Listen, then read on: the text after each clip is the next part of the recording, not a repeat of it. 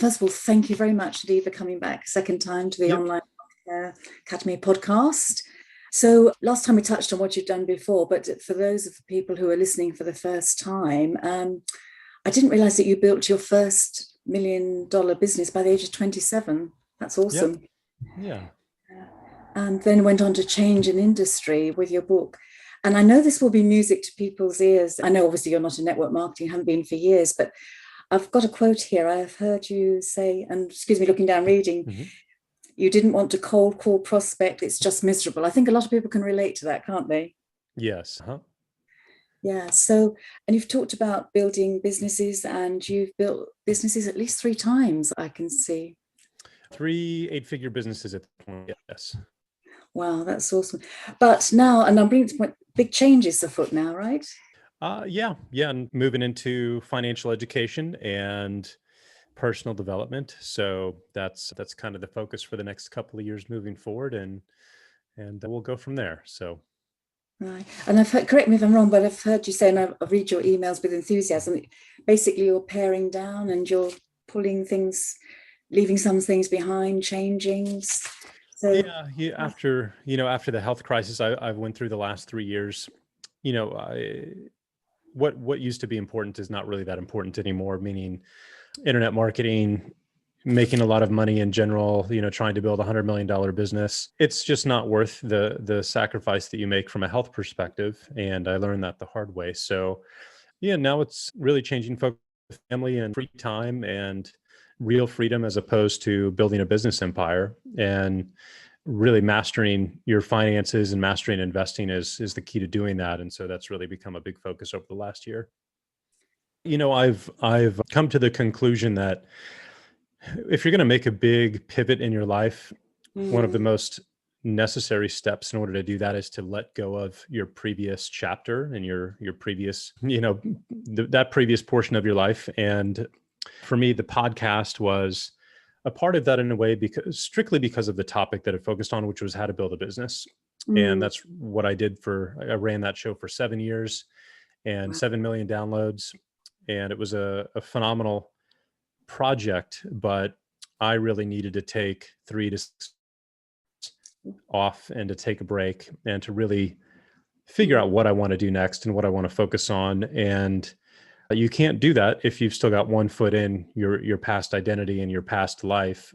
And so pausing the podcast was a way to do that. And the last piece of the puzzle is the MikeDillard.com website, which is really still focused on business and entrepreneurship.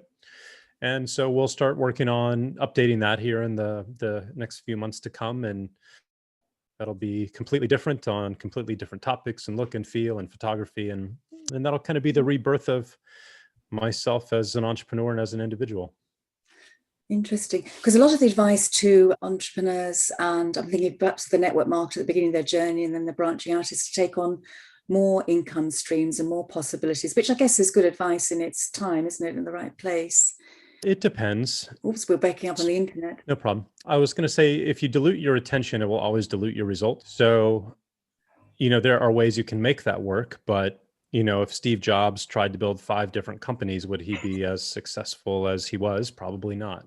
I think there's one exception to that rule today, and that's Elon Musk, but he is one person in the entire world who's capable of pulling that off. So I don't think follow that path would turn out the same way. So fair comment, fair enough. And there's so many components to running just one business, aren't there? When you add in, well, you rarely meet anyone who has maxed out the potential of their existing business, and they need to move on for that reason, right? So, and I've heard you speak about, when you get to have to make a decision, don't you, to employ people or to just keep it going yourself. And to a certain extent, you still have to be there. Well, to a big extent, you still have to be there, don't you?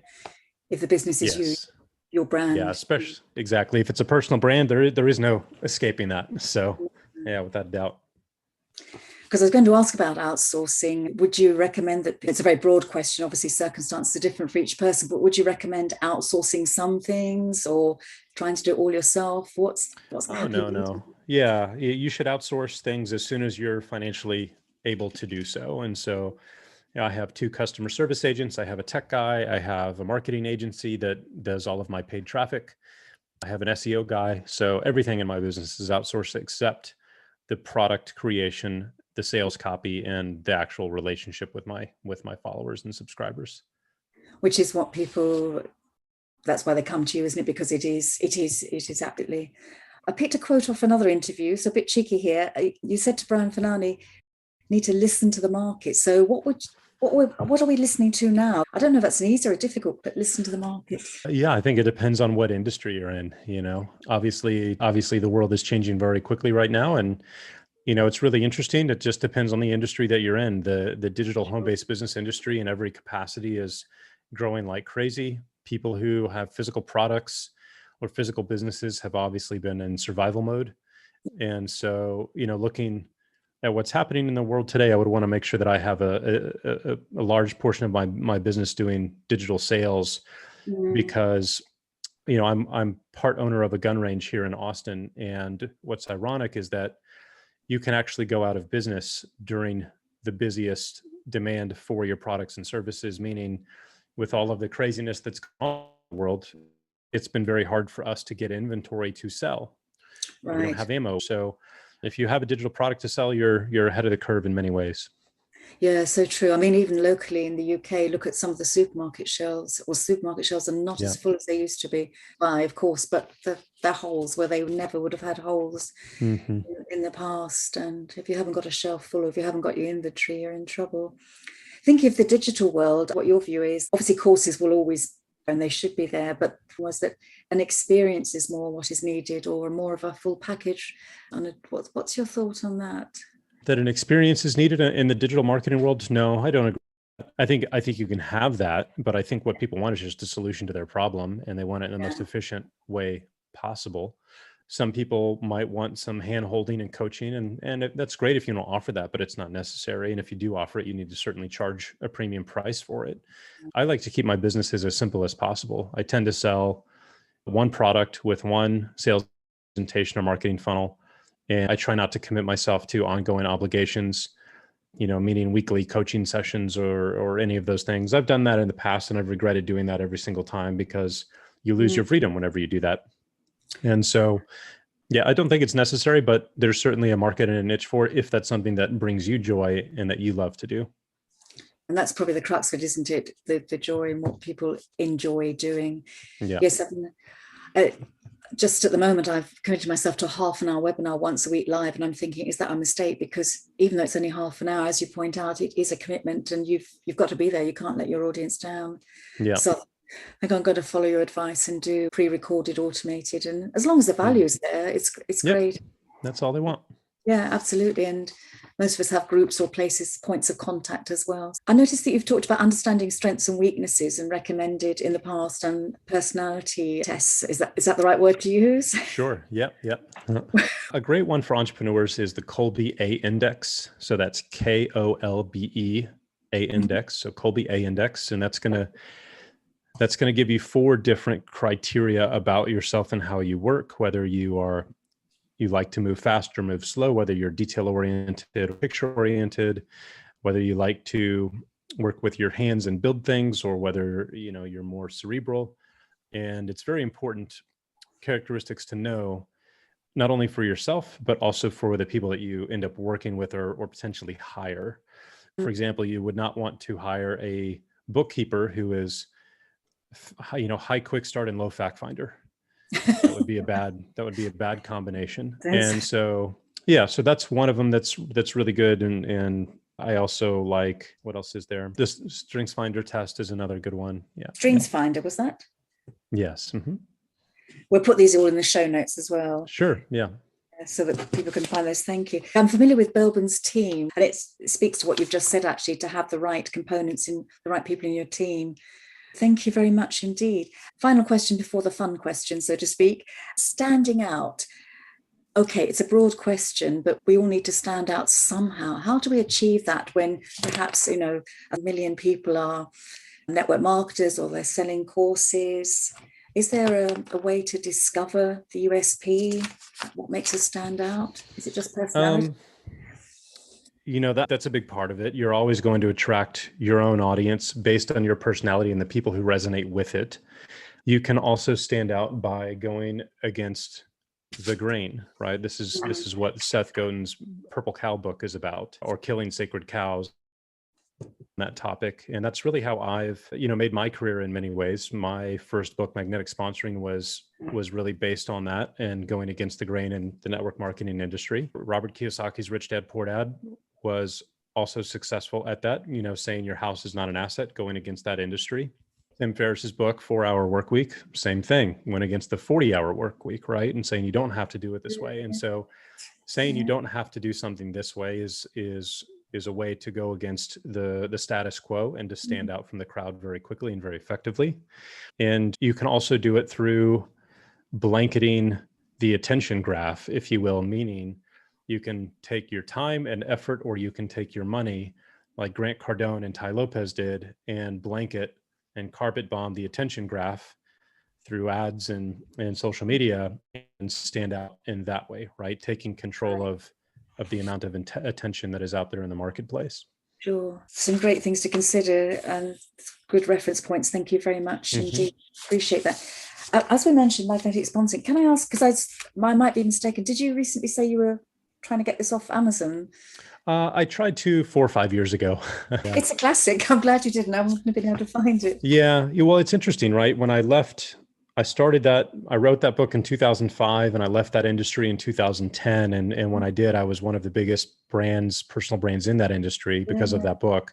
And I wanted to move on and cut ties with that. And for 3, 4, 5 years afterward, I just kept getting hit up by people asking me about network marketing and pitching me on that industry. And I really wanted to remove my ties to that, and taking that book off the market was one way to do that. But I mentioned, you put a book on Amazon, you can't take it down. So for life.